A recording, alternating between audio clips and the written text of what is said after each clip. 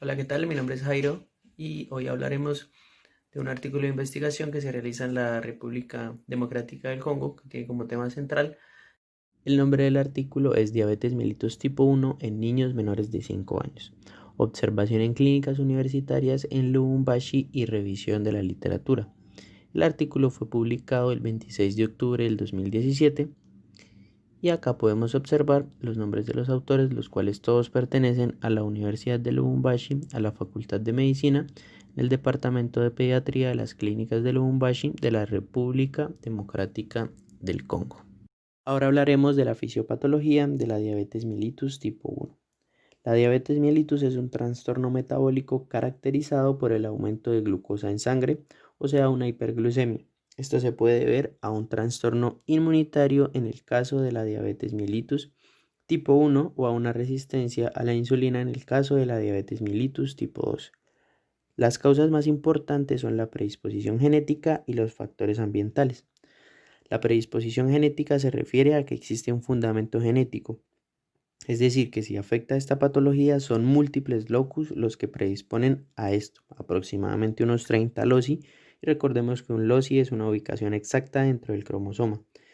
El factor más importante que se ha encontrado es el grupo de genes HLA, lo que quiere decir antígenos leucocitario humano. Son un grupo de proteínas que nos permiten diferenciar cuáles son las propias del organismo y cuáles son las extrañas a nuestro organismo. Imaginémonos que estos genes se encuentran afectados como tal y el organismo destruirá tanto las células propias, o sea, las buenas, y las que nos están afectando, o las células extrañas del organismo. Acá entra el factor inmunitario de la diabetes mellitus tipo 1. Este grupo de genes se ubica en un respectivo gen que está en el 6p21, que traduce en el cromosoma 6, en el brazo corto, en la región 2 y en la banda 1. La siguiente causa son los factores ambientales, que aún son un enigma, pero hay varias teorías, como la de las infecciones víricas, que para ponernos en contexto, imaginaremos que el paciente tiene alguna infección vírica y las células de defensa vendrán y atacarán al virus del mismo modo que a las células del tejido propio, que en este caso serían las beta pancreáticas. Estas células beta pancreáticas se van a encargar de sintetizar la insulina. Esto sucede porque los virus y los antígenos comparten una estructura que se denomina epitopos. Esto es la porción que reconoce el sistema inmunitario y son bastante similares, y las células de defensa no pueden reconocer cuáles son las buenas y cuáles son las malas. A esto se le llama una reactividad cruzada.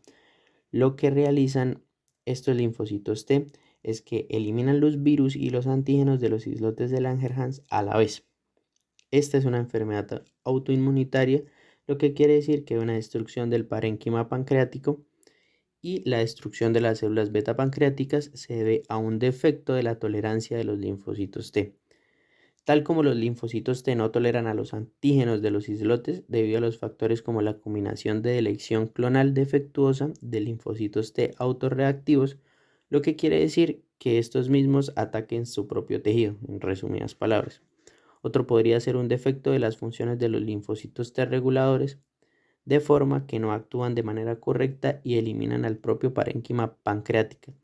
Se tendrá como resultado unas células beta pancreáticas dañadas. Introducirnos como tal en el artículo, empezaré diciendo que nos tenemos que ubicar geográficamente en el continente africano, más específicamente en la República Democrática del Congo, para entender el contexto del artículo. La diabetes mellitus tipo 1 aumenta en el mundo, según estudios, un 3%. Esto se debe a los ya mencionados factores ambientales, y se llegó a la conclusión de que más de 79.000 niños tuvieron diabetes mellitus tipo 1 en el mundo en 2013, y este número sube cada año, y aparte de esto, un 80% de estos niños son de bajos recursos. Entre más pequeño sea el niño, más riesgo se tiene de padecerla, y a su vez se asocia más con una posible muerte.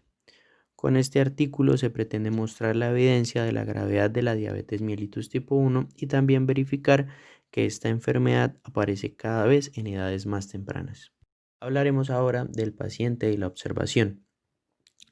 Tal es un niño de 3 años de edad, de 17 kilos, que fue recibido en la clínica universitaria de Lubumbashi por fiebre, tos, anorexia y dolor abdominal. Tenía una temperatura de 38,8 grados centígrados, amígdalas rojas e hinchadas, y al cual se le dio un manejo de faringoamigdalitis y se le dio salida posterior del centro hospitalario. Al día siguiente es devuelto por los padres porque presentaba vómitos, poliuria, sed y además que los primeros síntomas persistían. Aparte se encuentra el paciente ahora deshidratado polipneico, que consiste en un aumento de la frecuencia y aumento de la profundidad respiratoria. El paciente fue reevaluado y se le dio un nuevo diagnóstico descartando cualquier tipo de infección en el tracto urinario. Se le realiza una evaluación clínica de emergencia en la cual arroja como tal resultados de niveles de azúcar de 586 miligramos sobre decilitro, cuando sabemos que los niveles normales es de 70 a 100 miligramos sobre decilitros en ayunas y menos de 140 miligramos sobre decilitros después de la comida. Aparte nos da una glucosuria con 4 cruces, una cetonuria con 3 cruces y un pH urinario de 6.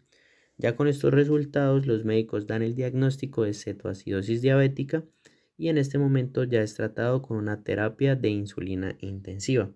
Pero tenían que tener en cuenta que el paciente había sido tratado 2 semanas antes por malaria y faringitis y esto podría traer algunas complicaciones. En una segunda consulta que se realizó posterior a los exámenes no aparecía ningún antecedente de diabetes en la familia. Se evaluaron factores como la hemoglobina glicosilada, que se trató con un antiácido descarboxilada glutámica, y también se evaluó el anticuerpo tirosina fosfatasa, que registró un valor normal. Los médicos con todos estos datos llegaron a la conclusión de que el diagnóstico del paciente era diabetes mellitus tipo 1 autoinmune complicada por cetoacidosis. En la parte de la discusión del artículo se dice que se ha visto a través de los años la diabetes mellitus tipo 1 está afectando cada vez más rápido a los niños, especialmente a los menores de 5 años, y esto se debe especialmente a los factores ambientales. Este tipo de eventos en África cada vez está siendo más frecuente porque en este continente hay una brecha entre urbanización y pobreza, y esto de cierto modo va a beneficiar el aumento de epidemias y enfermedades no transmisibles. Dentro de estas pues encontramos la diabetes mellitus tipo 1. Sumar a todos los pocos recursos que tienen los servicios de salud y que los niños, los síntomas son poco específicos, muy confundibles con cualquier otra patología, lo que hace que el diagnóstico sea bastante difícil. Incorporar a esto también que los medios económicos de los padres africanos son bastante limitados y el costo de los tratamientos son elevados, además de ser restrictivo. Cuando más pequeño sea el niño se dificulta todo y retrasa un diagnóstico considerablemente eficaz. Generalmente la diabetes mellitus tipo 1 la vamos a encontrar bajo la cetoacidosis diabética, que es potencialmente fatal. El diagnóstico de la diabetes mellitus tipo 1 no se hace y por este mismo motivo se cree que su prevalencia es baja, lo que es totalmente falso. En realidad lo que ocurre es que no existen medios para poder diagnosticarla a tiempo. La prueba o es muy costosa o cuando se tienen los recursos no está disponible. Inclusive si el niño es confirmado no existiría en este medio algún tratamiento efectivo en esta zona de África. A pesar de las dificultades, lo ideal sería la detección temprana de los niños en riesgo y tener presente que a pesar de que no haya ningún antecedente familiar, el niño puede desarrollar la diabetes mellitus tipo 1. Como conclusiones finales tenemos que la diabetes mellitus tipo 1 está muy presente en esta comunidad y a los investigadores les preocupa demasiado los niños menores de 5 años. La clínica de los menores es inespecífica y entre más pequeño es más complejo el diagnóstico y se debe descartar siempre la posibilidad de una diabetes mellitus tipo 1. Se debe educar a la comunidad sobre las señales de monitoreo que anuncia el inicio de esta enfermedad, empoderar de mismo modo a los sistemas de salud y de este modo mejorar el diagnóstico y manejo efectivo y temprano de la diabetes mellitus tipo 1. Con esto se mejorará tanto la esperanza como la calidad de vida de estos niños. Se debe recolectar los datos epidemiológicos referentes a estos aspectos que nos ayuden a una detección más temprana de la diabetes mellitus tipo 1. Ya con esto me despido y espero que hayan entendido un poco mejor la diabetes mellitus tipo 1 y que este artículo haya sido del gusto de ustedes. Un saludo y pronto nos estamos viendo.